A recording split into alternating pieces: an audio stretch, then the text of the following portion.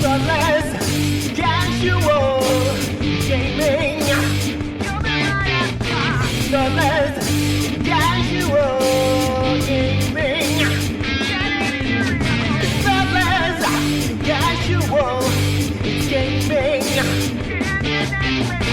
Thoughtless, casual gaming. Hello, you're listening to Thoughtless Casual Gaming with Brett and Jace. We are a Geelong-based gaming podcast where we put on some bad tournaments and then talk badly about them. And this week, or this episode, we are joined by one of our Patreons, Ant. Ant, welcome. Hi, thank you. Nice to be here. Is it really? I mean, it's got to be nicer to be on this end than the receiving end of any of these podcasts, right? Doing the talking, not doing the listening. Sometimes it's good to watch the sausage be made. What an interesting choice of words, but I don't think it's ever good to watch a sausage be made. Like, if anyone if you've ever witnessed that, I feel like it's a very accurate analogy. I thought you were joking when you said we had to do it naked. That's the No. Prerequisite. That's important. That's part of the charm. That's what makes us. I think it's just naturally what people gravitate to. You can hear the nudity. Yeah. The idea that we're naked, but you don't have to see it, is what runs this podcast. All right. So quickly before we get into this episode's topic, do you want to give us a bit of a rundown, Ant? Say hello, who you are. Cool. Yeah. Hi, I'm Ant. I'm originally from England, but we're living in Melbourne now for nearly 7 years. I have been playing Blood Bowl since the first edition. My dad used to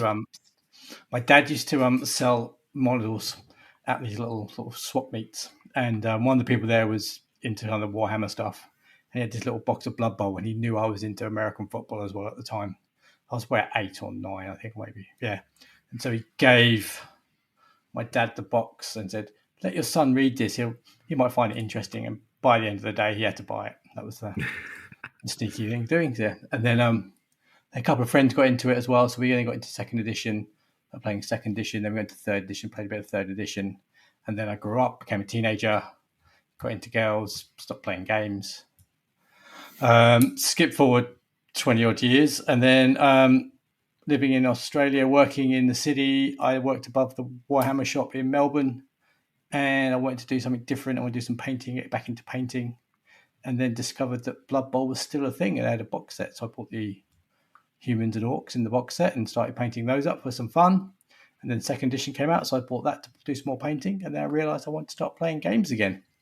Was really into the concept of sevens, didn't really fancy playing 11s. And then discovered on the Facebook, there was this little gaming group down in Geelong that liked to play sevens. They did little tournaments. So I signed up for one tournament, and then COVID was a thing still. So I signed up for the second tournament, came down, had the most amazing day, met some lovely people. And I've been annoying you guys ever since. We're about 2 years in now and just having loads of fun. Can't get enough of it with you guys. It's been great, and love playing with your little group. You've got an amazing little group of people, and having lots of fun. So here I am. That's me. You're already on the podcast. You don't need to suck up to us. No, this is not sucking up. I can get better. I can do this. Yeah. There's some really kind words. I'm touched, and also naked. When you say first edition, are we talking the old cardboard cutout models? They weren't models in first ed, weren't they? Yeah, just like little bits of cardboard, yeah, and like the jigsaw pitch. You're predating me. Like, I jumped on third ed with the old polystyrene board where you could take 4 of them, or 2 sets of them, and make a 4-player game. Yeah. Yeah, my friend got that one, so we used to go around here during summer holidays and play as many games as we could in that 6-week summer holiday. But originally I got the first one, just purely by chance, but happened to be in the right place at the right time. Have you still got it? No, I think it's gone. I'm going back. We're going back it this year, so we'll go back this year and have a look, see if I can find it. But I'm pretty sure I spent a lot of my late teenage years, early 20s traveling, Mhm. and I feel like my parents removed stuff while I was away. So I got a suspicion it may have been culled. As parents are wont to do. It absolutely, yes, I know. I mean, I would do the same now. Yeah, I do the same. yeah. Although it's not, Blood Bowl, it's like little Macca's toys that they get. Oh my God, Happy Meals, they're the worst. Anyway, Dear. and quick disclaimer, just because First Ed did have little paper cardboard cutouts doesn't make it okay now. Regards. That's my caveat. But it was It's every team. so It was every single team. So that was all at that time. Yeah. Oh man, those were the days. Nostalgia. Anyway, we have been doing tournaments, as you say, and we've been doing them for a little while now, and they keep getting generally bigger. And for some reason, we get decent, good feedback on them. So we keep trying to do them, which I don't know if that's a good thing or a bad thing. But I mean, the moral of the story is people have brought this on themselves. Do with that what you will. Yeah. You keep running, I'll keep coming. Lovely. We'll just have to do that. I mean, you've been a regular at our leagues and most of the tournaments that we've done, and you've just made yourself quite at home, man. It's lovely. Thank you. It's been nice. But yeah, last weekend we ran Thoughtless Bowl 5. And so it was just a basic stock standard sevens tournament. Nothing out of the ordinary, just, bring a sevens team, give them a couple of skills, fight to the death, see who wins. We had 24 sign-ups in the end, but we had a couple of dropouts, unfortunately. But that's life. Such is life. So we finished. We started the day with 20 players, which is an even number. It's a disappointingly even number. Let's be really clear about that.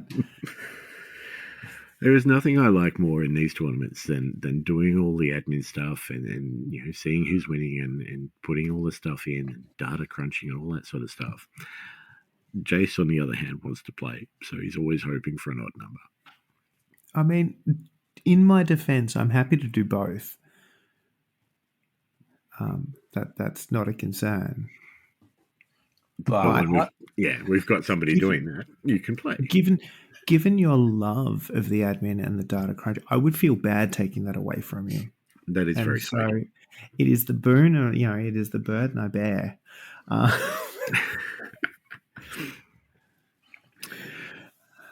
Oh, well, you poor thing. Like, you must be so hard done by. I literally had to rope strangers into playing Blood Bowl. It was fine. We got there.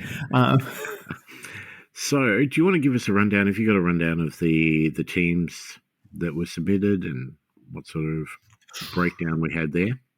I absolutely do. Do I have it in front of me? I will do in a second, because this is how prepared I show up to things. It was actually a really good spread, though. So when I was going through it, I was concerned that there was going to be heaps of one team and things like that. My view of the world is that sevens really favors generally fast teams that score well. And given that it was a sevens event, just, there was nothing standard, there was nothing weird and wonderful about it. It was just get a couple of skills and do things. I expected a real skew. But if we have a look at what's going on, there was 17 different teams. So 17, yeah, that does work. I mean, this is submitted, so a couple of those didn't end up playing, but I didn't recount the numbers for that because screw that game. Weirdly, the most taken team with a total of 3 players taking was Elven Union. Again, what you said, fast, furious. And I mean, yes. Tournaments do favour that. Leagues, maybe not as much, because they get squished a bit more. But also, if you're going to take an elf team, Union, in a world with woodies or darkies, that was You can squeeze a bit more in the elf team. Maybe you're just not racist. Oh, interesting. That's an interesting way to look at it. I think we might get some insights into that in a second. But funnily enough, with two players each taking, the other options we had were dwarves. Interesting.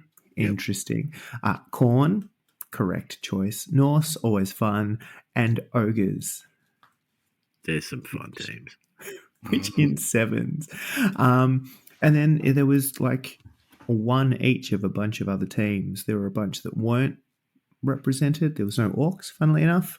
There was no halflings. There was no goblins. Oh, there was a goblin team. They just didn't play. That's why I'm getting confused. But there was a really good spread. As I said, 17 different teams over 24 players is pretty good. We didn't have any orcs of either kind. No. That's different. There are a few. There were no shambling undead. There was no tomb kings, but no surprises there. There was a few no renegades. There was a good. I will say, disappointingly for teams that did not play, the Dark Elf list was absolutely my favourite. Yes, that was. Yes, it was a shame that he couldn't make it, but I would have loved to see that Dark Elf team in action. I really want to see that in action. For anyone playing at home, just because I'm there going, right, a sevens roster with Dark Elves, it's do you witch or do you not witch? You absolutely witch. That's the correct choice. But the other option is you can just take all blitzers and become wonderful at everything that you do. What most people would not consider doing was running 2 blitzers and then 2 assassins. And then giving one of those assassins a leap for a little jumpy stab. It was the best idea in the world. I was so excited to see it play out, but alas. So yeah, that was kind of the idea. Skills were generally what you would expect to see. There was still a fair amount of block. There was still a fair amount of dodge, and then there was a smattering of all of the other things. But I really did like the one skill. Like you could only take the skill once. Was definitely I think it encourages creativity. Yeah, it gives a bit more of a spread around, and it allows you to try a few different things too, because there's a lot of skills that will come up and will benefit you and do awesome things, at least every now and then. But if you're taking block on 4 people or whatever it is, you're not thinking about those. So no.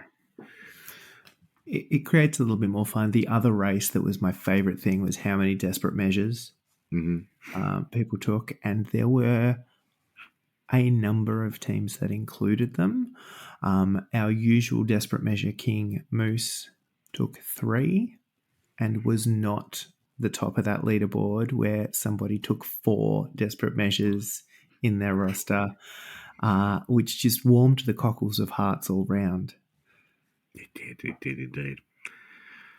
So, that being said, what did you bring in?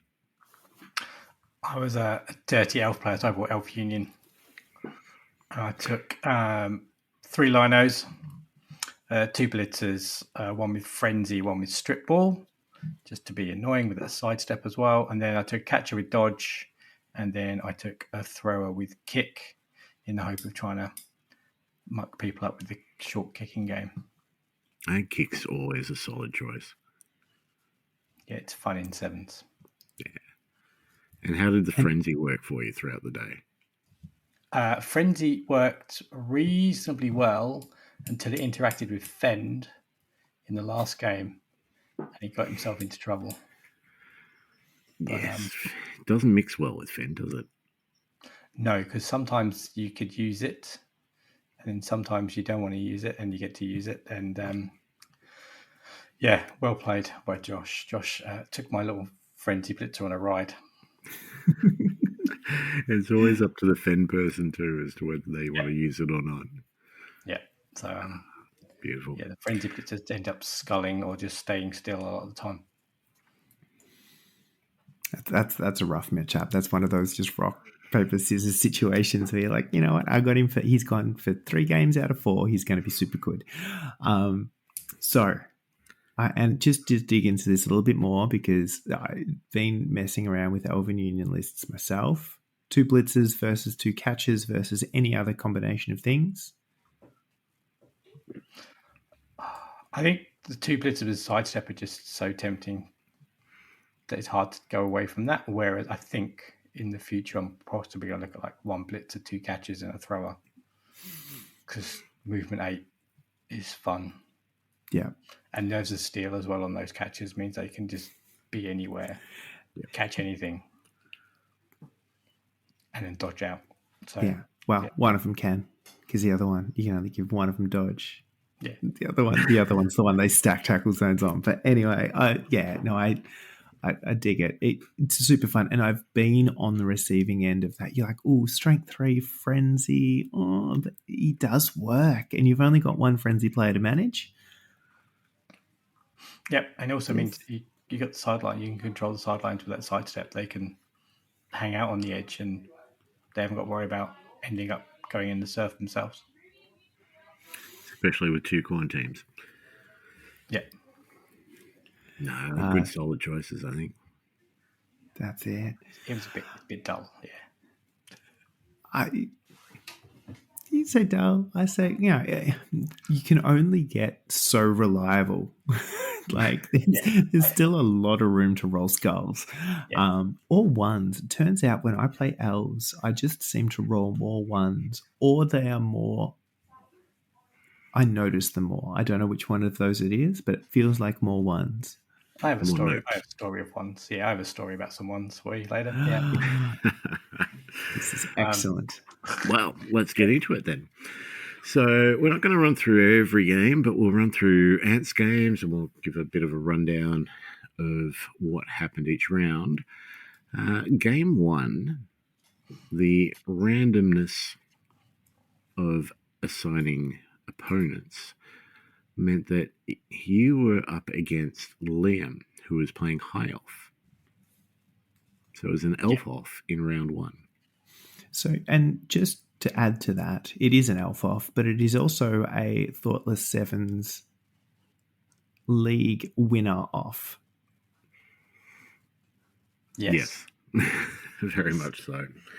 Yes. So 2 solid players, both playing elves, because reasons. How did that one go? Was it a 5-all draw? What was the story there? Well, this is my story of ones to begin with. So Liam is an amazing player and very talented. So he kicked the ball to me. I had a nice little spread out line of elves and a little throw at the back. And I decided that the first thing I'd do is pick the ball up, because that was be sensible and a good Blood Bowl, and proceeded to roll a 1. So that was my first turnover within the first minute. And then, Liam charged down, took someone out. And so suddenly I needed to pick up the ball because there's a whole bunch of high elves charging for me. So my thrower went back onto the ball, rolled another 1. So my first 2 turns were over in the first 2 minutes of the day. And then Liam took the ball off and scored pretty quick. However, they did give me a whole bunch of turns to equal back. So Liam kicked back to me, and then one of my linemen caught the ball, which means that here we are 3 turns in and my thrower still has not touched the ball. Well, he couldn't pick it up in the first place, so give it to somebody else. Just didn't want it. So I managed to get down and tie it up, which was good. So it was 1-1 at the half, and then High Elf started falling down and staying down. There was a couple of KOs. There was a couple of getting a few stuns as well as some armor breaks. So I managed to turn Liam over, and it ended up being a 2-1 win to me. But I managed to get a bit of a roll on the injuries, so that helped. Yeah, that seems backwards. Looking at the things that the elves do, the high elves are supposed to live longer. Yeah. And if you look at this in a round perspective, this was the highest amount of casualties that anybody got round 1. So you ended up with 3. And no other game had that. At least for a single person, we had, what have we got? Dylan and Clinton playing Chaos versus Korn. They had 2 each. And Korn, so Pez versus Moose, Korn versus Ogres, they had 3 combined. He was playing whack-a-mole with snotlings. Yeah. Ant going straight to the top of the casualty leaderboard with 3 in round 1, playing Elven Union. That frenzy, he kicked straight in. It's great. Dividends. Totally the way it should be. So round 1, we had, it was a very sort of straightforward round. It was very, I don't want to say average. Average is not the word I'm looking for. Even, maybe, let's say. Out of the 10 games, there were 5 draws. So everybody started off pretty much on an equal footing here. And I will say, it's absolutely the reason we've got all of the count back options and additional score options that we've got, right? In that it's win-loss draw straight up, but then we look at how many touchdowns you got, how many casualties you've got, whether you stopped your opponent from scoring things to add to that score to give us a little bit more of a spread. And I like rewarding aggressive play. Mm-hmm. So, if you want to do well, you've got to score big. You got to kill big. You got to roll dice. That's it. I mean, if you've never been to one of our tournaments, the way we score it, you get 20 points for a win, 10 points for a draw, nothing for a loss, 1 point for each touchdown, up to a maximum of 3 points per round. 1 point for each casualty, up to a maximum of 3 per round, and then 1 for a perfect defense, and 1 for getting your score sheets in on time. So, total possible score of 28 per round. And Ant comes in with 26 on top after round 1. Let's see if that stays. Yeah, that was strange. That was very, that was a very high up the board. Yeah, it was a good sort of spread, like I said. I mean, we have 1, 2, 3, 4, 5, 6, 7, 8, 9, 10. All of those draws are on 12 or 13 points each. So a lot of people right smack bang in the middle after round 1. So going to round 2, as the top table, you're playing against Clinton, who is playing Chaos Joes. So not right. Let's just well, can we all just take a moment to appreciate? I love Clinton. He's a wonderful human, but I don't think he's played Blood Bowl since Why So Serious. Potentially not. No. No, and he was asking for what he should take and how many DMs he should take in the Discord as well. Yes, he was asking advice. Yeah, and he got terrible advice. Like, was it Moose? It was Moose, wasn't it? Look, I feel like Moose is somehow like he is infecting people in some way, shape, or form, because it wasn't just Moose. Like, invariably, the advice he got when I showed up to the Discord that night was like, no, just take all goats and some desperate measures. And I'm like, firstly, let's be clear, this is terrible advice, but if you're going to do it, at least get a Minotaur and have some fun, which is what I think he ended up doing. It was a Minotaur and a bunch of beastmen. Yeah. And he's playing table 1. Yep. Hey, it's working. So round 2, and how did the goats face off against you? It was a close game to begin with. And then Minotaur decided to do the other thing the Minotaur does, and just ended up just rolling skulls and both downs and not doing what he was supposed to do. So that didn't help. So and it should have been a 1-1 draw. It should have been a 1-1 draw. With Clint's turn 6, second half, he is 1 square away from scoring. I've got 2 people next to him. He decides to blitz away, so he's nullified the tackle zone. He just needs to roll a push, and he's going to score. And he rolls both down. Although he rolls double skulls. It's always the way. It's the same as that, that last go for it into the end zone.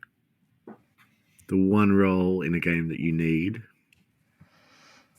Doesn't matter what the odds are. It's pretty much 50-50. Yeah. There is a case here for a reroll. Anyway. Yeah.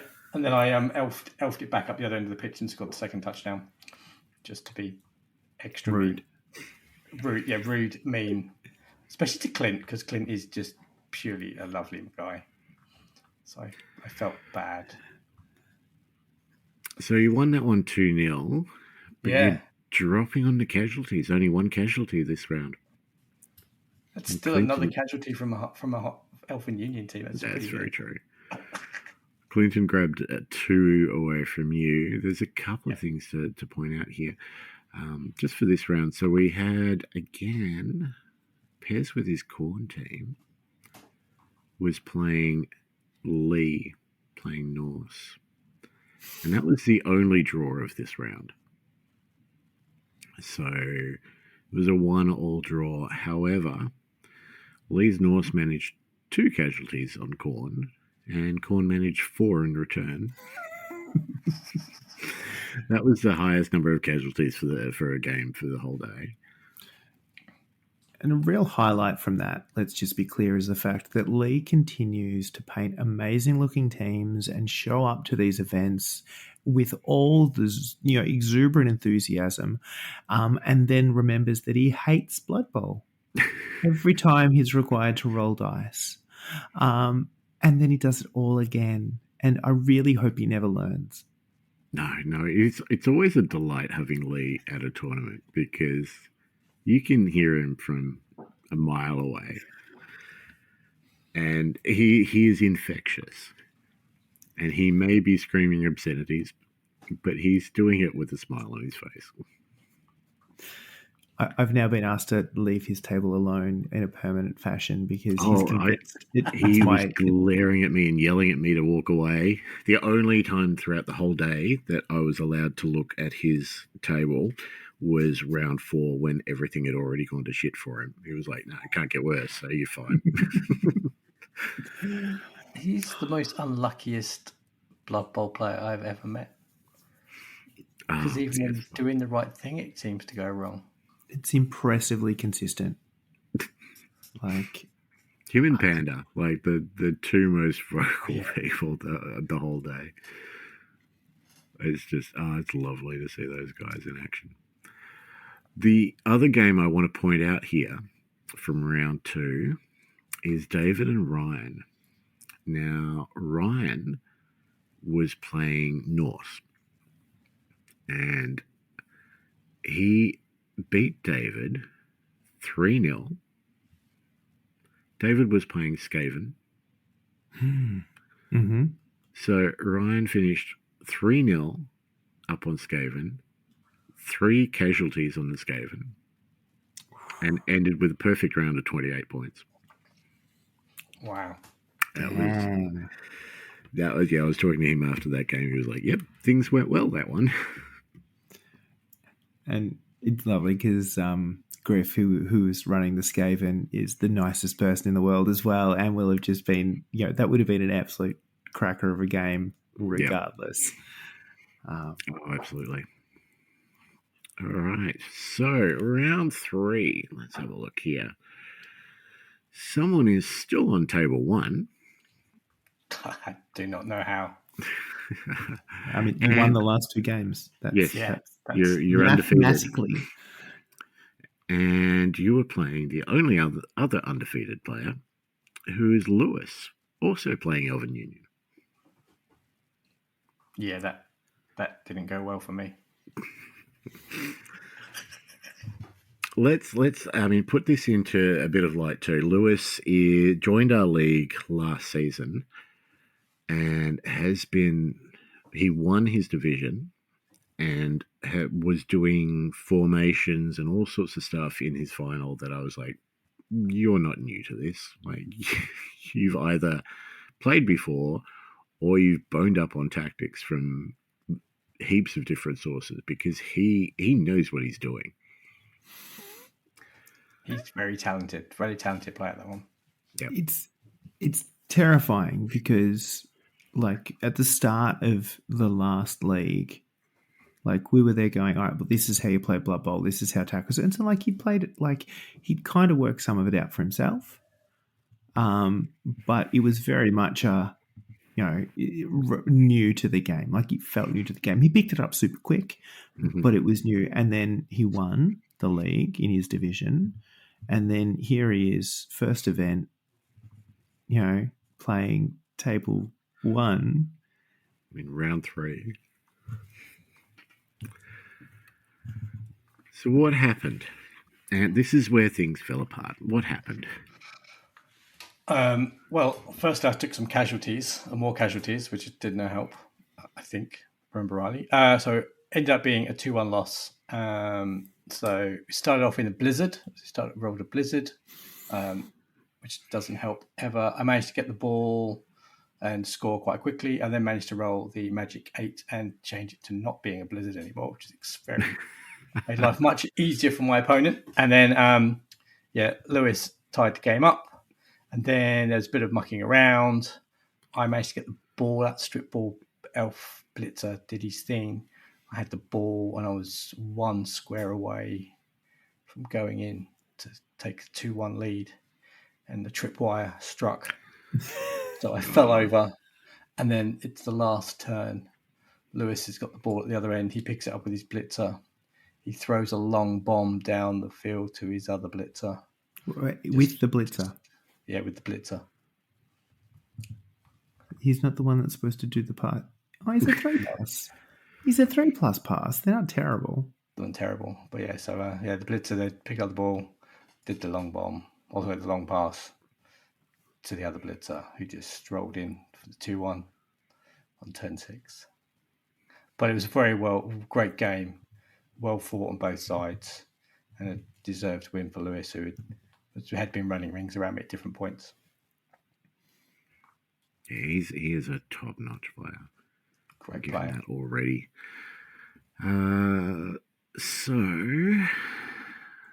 that takes you to 2 wins and a loss. Lewis is now the only undefeated person, or the only one who has won all 3 rounds. Let's put it that way, with the number of draws. We just had the 1 draw this round, which was... Must have been Lee. It was Lee and Archie. So Norse against vampires. And so that was a 1-1 draw. Just a quick look here. So why can't I see it? Where are you? Quality audio content right here. Lee is currently on 3 draws. Yeah. So he's technically undefeated as well. I only know that because when you said, yes, undefeated, he bellowed that he was also undefeated. But we had a couple of big ones here. So as far as points go, Liam and Patrick. So Liam's High Elves against Patrick's Humans. This is when things went well for Liam. So he had a 3-0 victory there, 26 points. Chad and Jared. So Slan versus Ogres. That's a 2-0 victory to the Slan with 3 casualties on the Ogres. So that's obviously some snotling hitting. So 27 points for Chad that round. And then the other one, look at this. So Pez with his Corn against Taylor with his Lizardman. That was another 2 casualties and a 2-0 victory to Corn. 26 points. And then after 28 points in round 2, Ryan with his Norse is playing Adrian with his Gnomes. And after getting 28 points round 2, Ryan managed to get 3 points in round 3 to 27 for Adrian, who got 2-0 win, 3 casualties to Ryan's 2, and the perfect defense. So let's be clear, he got 3 points. One of those was for getting his score sheet in on time. Yes. So because he one had for no score team sheet left. Yeah. and 2 for casualties. So good old Norse. Sometimes they work really well, and sometimes they do not work really well. I will say, yes, I will say, speaking of things that worked really well, I wandered past the Pez Taylor game, so the Lizardman Corn game at one point during that. And there was this amazing moment where the Corn team had the ball, they had caged up and done all those things, and a skink did a ridiculous dodge scenario into the back of the cage to like uphill dice the ball carrier, and then just double pushed it, nudged him for a chain, pushed a whole bunch of stuff, and then just opened up the corner for the lizards to start piling in. Like, and that game was amazing because both of them are sitting there going, "Wait, how does this work?" Because I don't think again either of them had played since White So Serious either. No, I don't think so. And they were both relatively new to the game. Like I think I took Pez through his second ever game in round 1 of Why So Serious last time. So they were working out how this actually played out as it happened. And it was just the best watching this little skink go into the back of the corn gore and just nudge him forward into the big old wall of lizards at the front. And the both of them just going, I think you can do this. Oh, what happens if this happens? Why don't you try? Like, it was just great to watch them both work out how to, each of them could possibly win at every given time. That looked like they were having a lot of fun, and it looked like they were getting a lot out of it too, as far as rules and getting used to the game and stuff like that. I believe, if I'm not mistaken, that game they handed in their score sheets with like 2 seconds to go, but I think they only got through 9 turns. Yeah, so didn't finish the full game, but that there was a lot going on. There was definitely a lot going on. They both seemed rather like they were having fun that round. Yeah. All right. So round 4, we've gone from table 1 just down to table 2, Ant. So against Josh's and his nobility team. And if we set the scene here, though, going into this round, there were, at least half a dozen people there that had a real good chance, depending on how games lined up. Yes. So the pack here is very tight. Yeah, Lewis needed to lose or potentially draw to drop out of first. That was realistically the only way he was, the only one which was in doubt. And if he did that, then there were a number of people that could have overtaken, including yourself, Ant. So table 2 is a pretty good place to be. Yes. All you need was a win here. So, nobility. Yeah, nobility. So playing Josh with his nobility, and Josh has come on leaps and bounds over the last couple of years of playing Blood Bowl. And each time you play him, he's a lot better than the last time. And he's always a pleasure to play as well. So lovely. Yeah. I was so lucky with my 4 games. I had 4 amazing people to play against. I was so lucky. But you have that community. You have that community. Like, any game would have been fantastic that day. Just hearing the roars around the room as we were playing, there was not a bad game to be had. So that was great. So basically straight to there. It was a 1-1. It was a draw. We made it. We had a tough fight. It was back and forth. There was serfs going on from me being kicked out. There was balls at either end. There was tripping near the final third again, or the final over the end zone.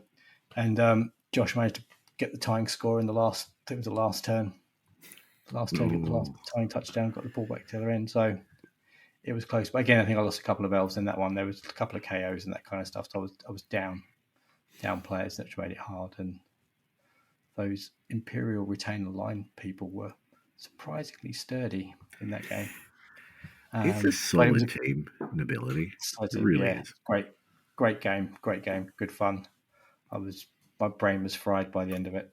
I was Yeah, the more I play Josh, he's getting really, really good at really considered. Like he thinks everything through, and he's making really good plays, and it just makes you think that much harder. And it is that the more you play, it's like they're noodle scratches every time. Yeah. So yeah, I felt I was lucky to get the draw in that game. Lucky to pull out the draw on that one. So it was a good game. You were one of only 2 draws in round 4. So the other draw was perhaps the most boisterous table, which was Panda versus Clinton. So Chaos Chosen against Dwarves, and that ended in a 0-all draw. Both of them with 2 casualties and perfect defense points. But I remember walking over, and like Clinton had 1 turn to score and potentially win the game, and Panda's like, "All you've got to do is score with your guy," and Clinton's like, "Yes, but you just killed him." And Panda's like, "Oh no, I didn't mean to do that. I'm sorry." It's like they were just having fun. I do remember a roar of beard for the beard god at some stage, and it was that was wild, and you could tell that was the game where they'd both forgotten that there was a ball at some point, and just been like, "This we asked for murder." A couple other games of note here. We had down on table 9, we had Moose versus Jared, so we had the ogre off. Which Moose came away with the win 2-1. Jared came away with the 4 casualties. And then Liam again with the dice going his way against Taylor's Lizardman. 2-0 victory there with 3 casualties for Liam.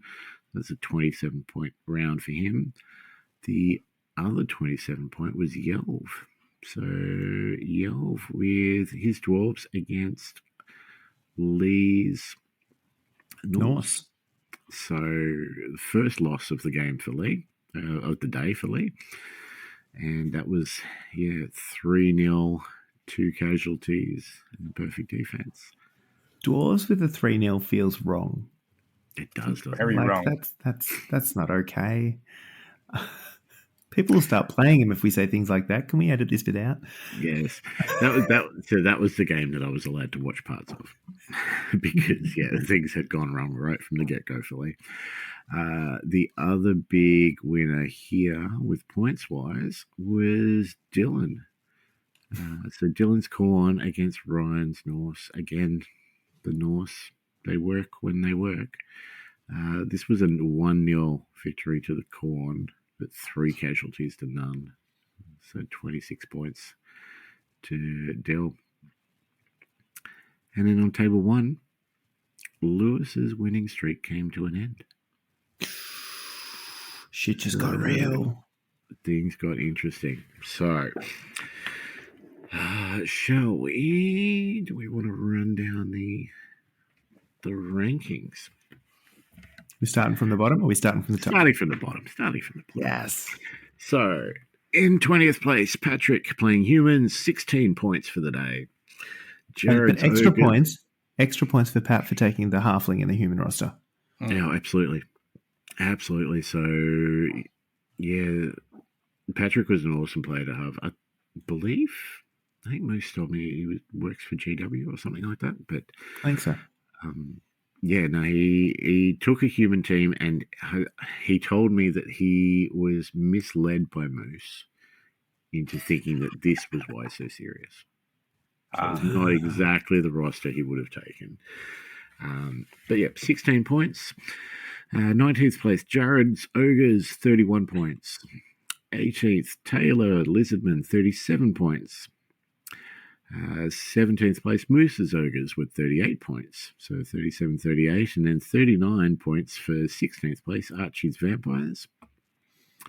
And 15th place was David Skaven, 40 points. 14th was Lee with Norse, 41 points. So what's that between 18th and 14th? There's like 4 points of difference. 13th place was Clinton with Chaos Chosen on 43 points, beaten by Panda's Dwarfs on 43 points by, what was that, the difference there that made that? 43, it was the touchdowns. Panda ended up with 2 touchdowns for the day as opposed to Clinton's 1. So 11th place, Ryan's Norse, 45. 10th place, Pez with Corn, 56 points. 9th place, Liam High Elves, 57 points. 8th place, Tim's Necromantic with 64 points. Tim always does well. 7th, Yelv Dwarf, 66 points. And then 6th was Ant with Elven Union, 66 points. So beating Yelv on the touchdowns, obviously, there. So the way we do that, touchdowns is first and then casualties difference after that. Oh, so if you're playing a Dwarf Heart team, then you go down a step anyway. 5th place was Lewis with Elven Union, 73 points. He went from undefeated and first down to 5th in that last game. That is savage, and I love it. That's how close this day was, which is awesome, but also got to be somewhat frustrating for Lewis, unfortunately. 4th place, Josh's Imperial Nobility, 74 points. And then we get into the nitty-gritty. 3rd place, Chad with Slough, 77 points. And how did he go? So where are we? I'm just going to do it this way. A win in round 1, a loss in round 2 to Lewis, and a win. So 3 wins and a loss. 2nd place, Dylan's Corn, 78 points. So 1 point above Chad. And who did Dylan play? That's absolutely casualties. Dylan had 7 casualties for the day. Yeah. He played Clinton, Tim, Panther, and Ryan. So it was Chaos Chosen, Necromantic, Dwarf, and Norse. And Dylan with the loss to Clinton in round 1. And then beat Tim, and then beat Panda, and then beat Ryan. So 3 wins and a loss. And then 1st place with 88 points.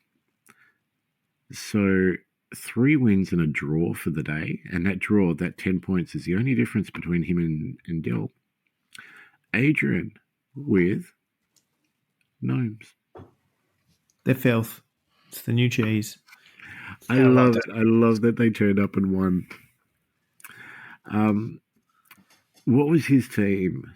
Do you remember off the top of your head? Was it 2 Beastmasters? I absolutely do. Hang on. Let me just pull this one up because this is worth talking through. Hang on. Off the top of your head? Yep. No, I've got the rest of it. Screw that. Let me crack this baby open because I was planning on running Gnomes if I. The Rostadians, that's right. I know what it was. I was planning on running Gnomes, and I had kind of tossed around a whole bunch of ideas and whatnot, and it was great, right? And then I got Adrian's roster, and I'm like, what are you doing, you crazy person? Because my default solution here was, well, I absolutely need 2 trees. That's kind of my starting point for this. No. That is not the way that he wanted to play it. So, 1 treeman, just hanging out by himself, doing tree things. 2 Beastmasters, so 2 other guard pieces, 1 with dodge and 1 with sidestep. Mm-hmm. And this is a couple of days after the FAQ that prevented guard being used on fouls. Which he was very upset about. Let's be really clear about this, because then he also had his fox. Got to have a fox. I absolutely agree. And then a sneaky git lineman. So there was your guard foul combo that just got fucked. 3 other linemen. So what is that? 1, 2, 3, 4 gnomes. 1 with sneaky git, 2 Beastmasters, a fox, and 1 tree, and 4 desperate measures. Yep. The highest desperate measures team comes out on top. What does that tell you? Moose is playing really badly? I mean, maybe. No, it was an awesome result. And, you know, after drawing in round 1 against David Scaven. So David was the only one to keep him to a draw, which was a 2-all draw.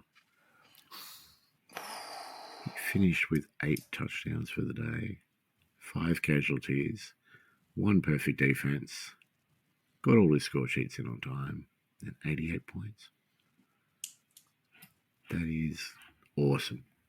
And for Gnomes, I was so happy to see them.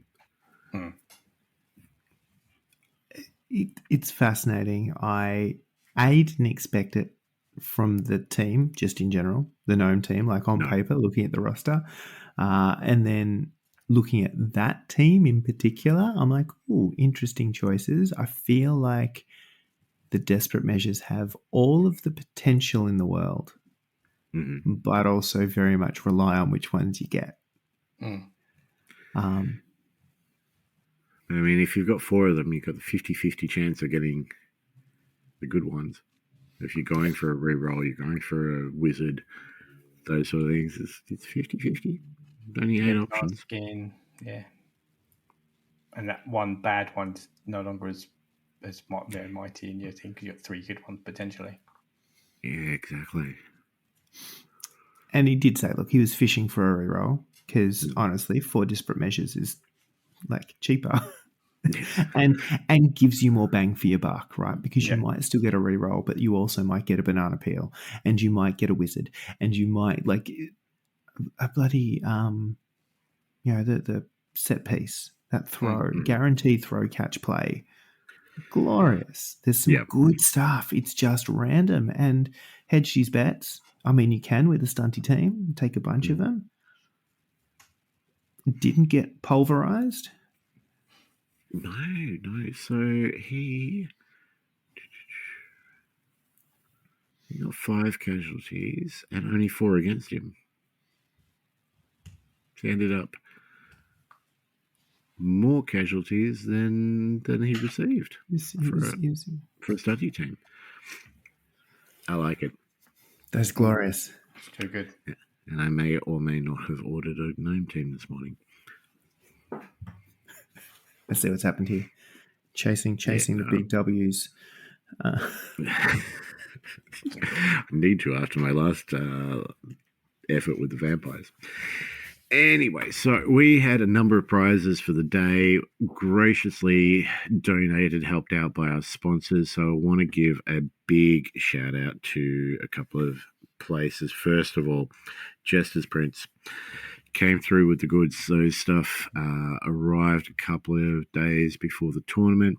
Had 2 full teams and a handful of star players, which got given out on the day. Awesome to have his support. We also had stuff from Charlie Victor and a couple of things from Throw the Dice, sort of last minute. So we had to make up some more some more winners. There are worse problems to have. Absolutely. I will just iron. So Jester Prints is an Australian-based 3D printing business. Sounds like what it is. Does a lot of Blood Bowl stuff. So has a lot of the different merchant licenses for the teams that you see coming out, of which there are many. But having a good look at what showed up, and they were really pretty. Like the quality is good. He is clearly doing something with his resin that I should look into because they just weren't quite as brittle. Like they were easier. Like just having a little bit of a play going, oh no, that little dagger doesn't snap off when I do this time. That's just interesting. It would do that to one of mine. Like they were pretty good. So super smooth, really well detailed, and he's clearly doing something to make sure that they're really good playable.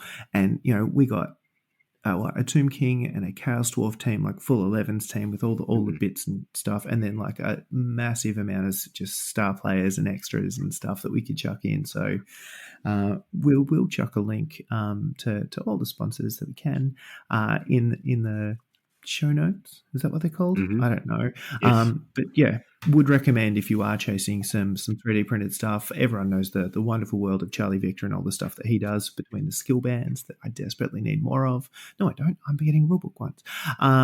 But the industry standard ball tokens, and he's doing a whole bunch of more stuff now, which is super cool. And then our local Rich, throw the dice. Just throwing stuff at us last minute. Loved it. Yeah. There are definitely links on our website for all of our sponsors that have helped out any of our tournaments, and links for them. Definitely go check them out. And the one thing about Jester that I really want to stress is that he is heavily involved in supporting local Blood Bowl, which is just wonderful to see. I had a chat with him at the Big V last year, and I picked up a team from him, which I still have to put together. But yeah, just heavily involved in promoting this game, which is just awesome to see. Dig it. So, and we also, we threw in a couple of things that we'd got done up for everyone. So there was a couple of dice, badge, sticker, trying to see if we can come up with some sort of like little collectible that's not just the dice, so that you've got bragging rights if you own multiple of them. I don't know what sort of rights they are. There's, it's probably not bragging. But anyway, so Adrian taking out first, Dylan taking out second, Chad taking out third. Thanks to Throw the Dice, we also were going to give a prize to last place, which is something we don't like to announce until it's actually happened. However, circumstances being what they were, we gave a prize to second last, and we called it the Not Shit Award. So Jared, with his ogres and 31 points, took that. The usual ones that we have, best opponent. So everyone gets to vote at the end of the day of who their favourite opponent was to play. This one was so good to see because we have 20 players voting. It was the 11th vote that I got, which was the first double. The first 10 were all for different people. So it goes to show what an amazing community we've got where, that sort of thing happens. We had so many people with multiple votes by the end, or not multiple votes, but so many people with votes that made it very hard for people to actually choose who their favourite was. In the end, we had Dylan, Ant, yourself, Lee, Moose, and Jared all had 2 votes, but Patrick took it out with 3 votes, which is why we didn't give a wooden spoon award, because he got the best opponent award. And then the coolest team. So we leave it up to everyone there to decide what their definition of coolest team is.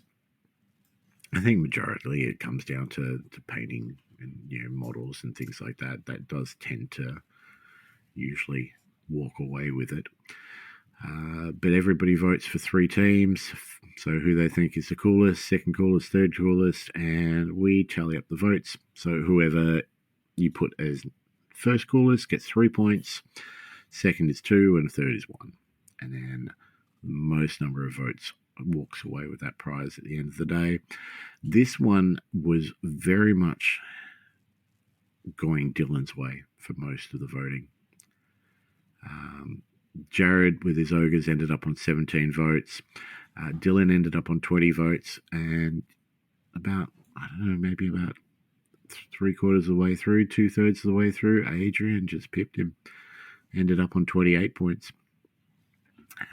which was awesome to see. So those gnomes, not only did they win the tournament, but people thought they were awesome.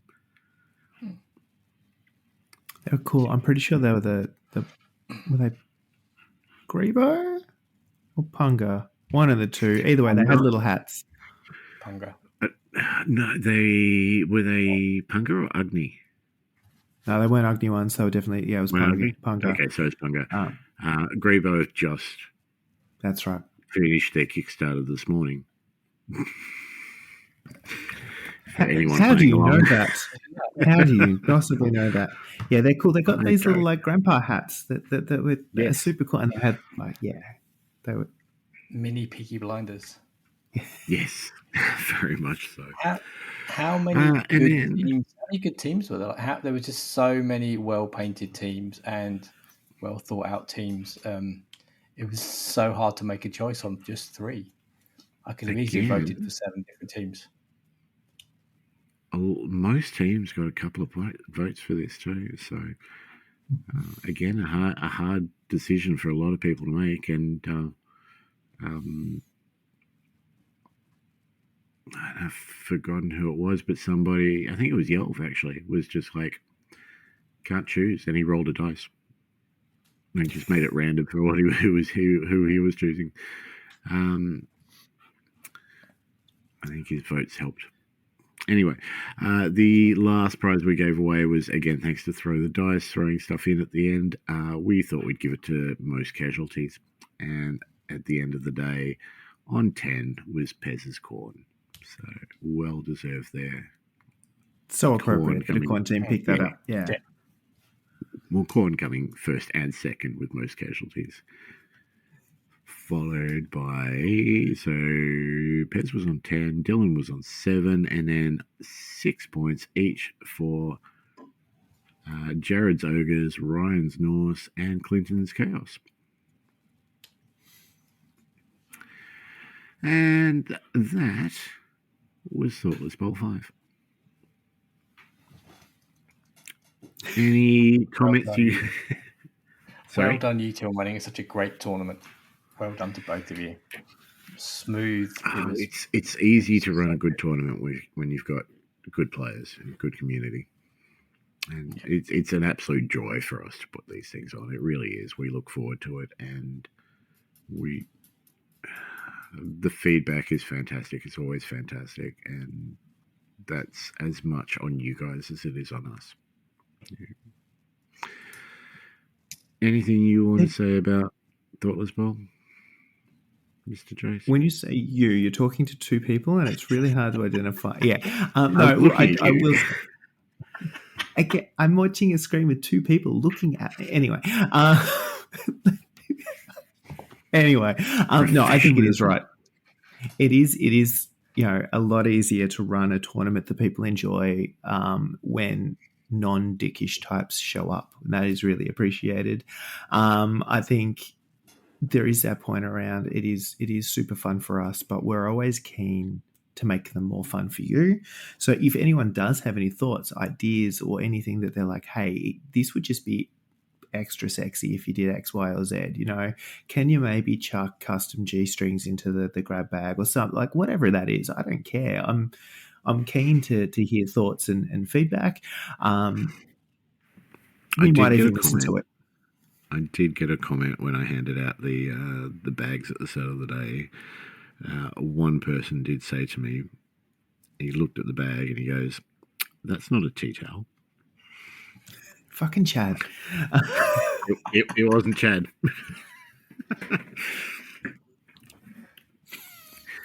Anyway. I'm still not sure. I'm just not sure of the attractiveness of tea towels to the wider audience. I know they have a niche following, but I feel like we're getting into niche within a niche. It's like nicheception. I'm seriously going to have to look at that in a little bit more detail. Anyway, not for a tournament. But speaking of, Okay. We could do a situation where there are no draws and all draws are resolved by tea towel flicking. Like we could just do it's like Pistols at Dawn, but just in the car park. Here's a tea towel each. Winner takes the win and the tea towel. Yeah, I want to see blood. I'm not disliking that idea. That way we don't have to get too many tea towels because it's only for draws and we only have to give one per game too. So, I'm just, I'm being frugal. Okay. That sounds like something crazy that you put in a crazy sort of tournament, though. So, 26th of October. Why So Serious 3. This is the one we do each year where we try to end the year with something stupid. More stupid, let's say, for us. Last year's one was as much, if not slightly more of a success than the previous one. I think the ice rink round was majority of people's favourite. Yep. I didn't play in it, but it's still my favourite. Why So Serious? Where it's a sevens tournament where crazy stuff will happen and a lot of it you will have no control over, and it'll just be a day of shits and giggles, which was originally the name of the tournament, and craziness abound. We will get some sort of players pack put together at some point. We're not going to give too much away of what's happening on the day. We'll give you some ideas about potential ways that you want to create your team, for example. But the majority of the surprises will be on the day. You'll go into a round not knowing what to expect, and whether there's a Minotaur referee who's getting pissed off at you for not fouling, or bizarre stuff going on. That's the problem with Why So Serious. Each year we have to make it bigger and better. It hurts my brain. It does. And one of these days we will play test one of these things before we do it, but it is not this day. No. Tickets, if you want to get in early, $25 to the usual thing. If you don't know what the usual thing is, just download any of the players packs we've done. It's the bank accounts that are in there. We have 5 tickets sold already. So, and I believe, Mr. Ant, you were number 1, weren't you? I think I was number 1 this time. You were indeed. This is excellent. Yeah, of our Thoughtless Bowl members, 5 of them are coming back already. Yeah. Love it. It's absolutely the most fun tournament to put together and run.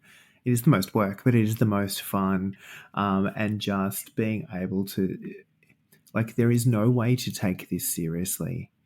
And that's kind of the point of it. It's show up and do stupid things for a day and have some fun just rolling dice and not stressing about the end result because you can't really control it. Plus, we don't give prizes for first, second, or third at Why So Serious. The prizes are for random things on the day. It's by far the most fun tournament you guys do. Just purely for giggles and for shits and giggles. It's just the most fun tournament, and you haven't got to worry about trying hard. You just turn up, find out what the rule is for that round, and forget the rule and embrace it. And try not to forget the rule and then embrace it. Yeah, I mean, that's the thing. It's all about closing off the year with a bit of fun. Especially that sort of time of the year. You've got Big V around that sort of time usually. People are stressing and concentrating on that sort of stuff. This is a day out of that. You can not stress. You can come and have a bit of fun and enjoy the game for the laughter that it should be. Yeah. Anyway, details on our Facebook page. Well, the date is on our Facebook page. There's a. What else do you need?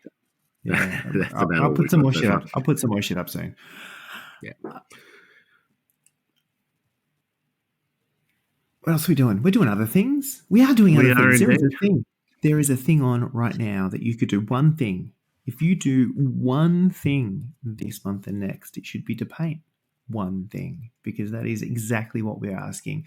Very much in the flavor of all the other painting events that we have run. Paint one thing, currently something you can get involved in. As the name suggests, 1 is the number of things that you should paint for this. Not 2, nor 3, definitely not 4. One thing. with the concept that you post a picture online, either in the Facebook event or on the Discord in the Paint Events channel. Thanks for those that have found it already. Of a thing that you have not painted. And then you paint that one thing, and then you post a picture of the one thing that you've painted. And then everybody's painted one more thing, and that's best. But also we'll do a podcast and we'll talk about all of the things that you have painted, one of the things that you have painted, because you've only painted one thing. And then we will give some prizes to some people that painted one thing based on how we're feeling on that particular evening. This is a paint event. It's not a painting competition, so the winners are not necessarily the best painted. It's whatever tickles our fancy more than anything else. And it's just a way of inspiring a little bit of hobby. And this is the point, right? So we've done things where people have painted bloody armies and stuff. And that's really impressive, but mildly daunting. And I really do impress I love those people that have entered some of these and they've painted something and they've gone, oh shit, I did that and that was really cool. I'm going to do that again. Now, nothing is stopping you doing that again. We're just saying you can't enter the next thing. Once you've painted the one thing, that's it for the event. And what I'm hoping is that people sort of go, oh shit, it's just one thing. I could do one thing. One thing's only one. That's not a real high number. I can count to one. Yeah. Shit.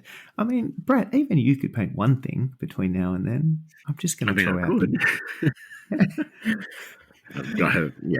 I will paint one thing for this one. I failed miserably on our last paint event, but I will paint one thing. We're not even choosing the thing for you. You've committed. It's public now. No. 2 months, one thing, put some paint on it, throw some pictures on it. It's not hard. No. That's what I got. Easy. Doable. Anything else you want to say? I'm good, thank you. Got to choose my thing. Must choose my thing soon. Otherwise we'll run out of time. Yes, I've got to choose my thing. Again, 2 months, I feel like we're not going to run out of time, but that doesn't mean don't start now. I will say thanks to Ant for coming along and chatting games and saying smarter things than we ever would.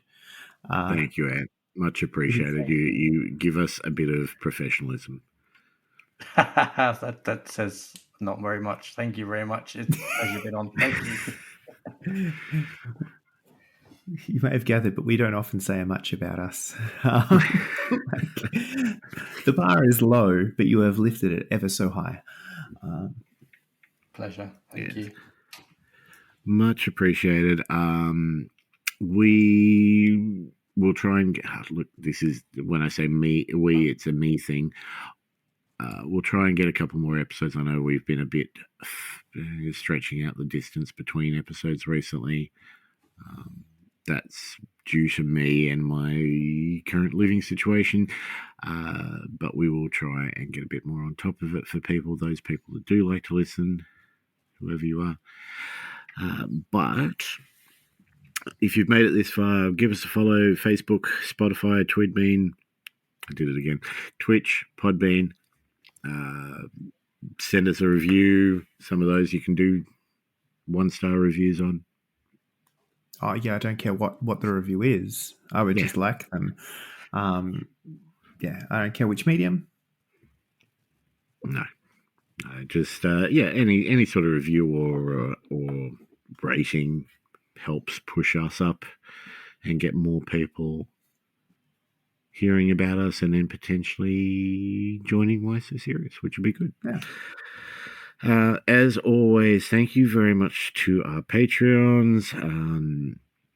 You guys, yourself included, Ant, you guys help us do an awful lot and give prizes and put on stuff and have a bit more that we can do for all these events and competitions and tournaments and stuff like that. And it's really, really much appreciated. We did not think anyone would jump on. And too many people have. It's getting to be a bit ridiculous. So, new Patreon since last episode is an older Patreon. who has jumped back on after his circumstances have changed. He's gone from a free Patreon to a paid Patreon. And that's Crotonhurst, Mr. Anthony, who He just wanted the attention. just wanted the Jump off. attention, Yeah. but also has jumped in and won the monthly Patreon giveaway, which I drew tonight with you guys. So that was very convenient timing on his part. Good timing. Well I done. know, right?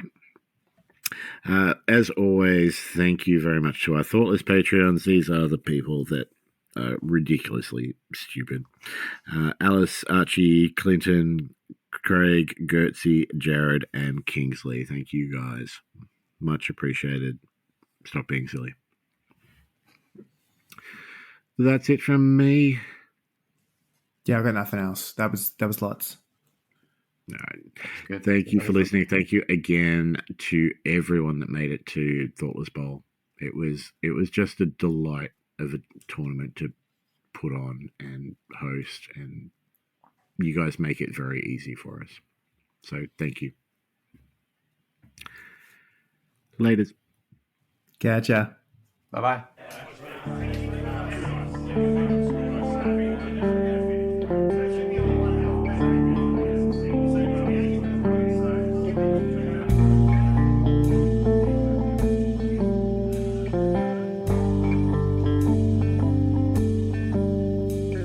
You came, you saw,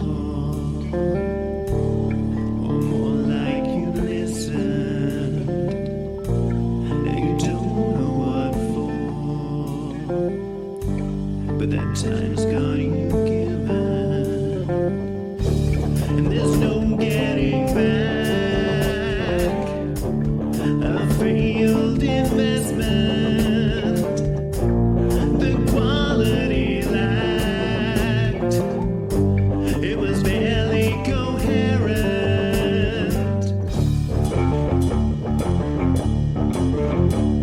And just like the game, it's all in the name. That thoughtlessly,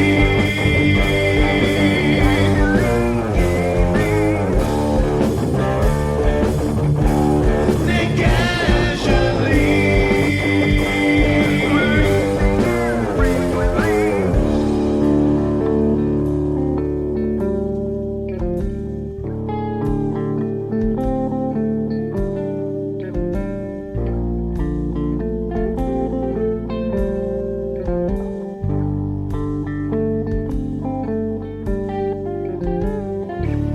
So now you've moved on, abandoned subscription.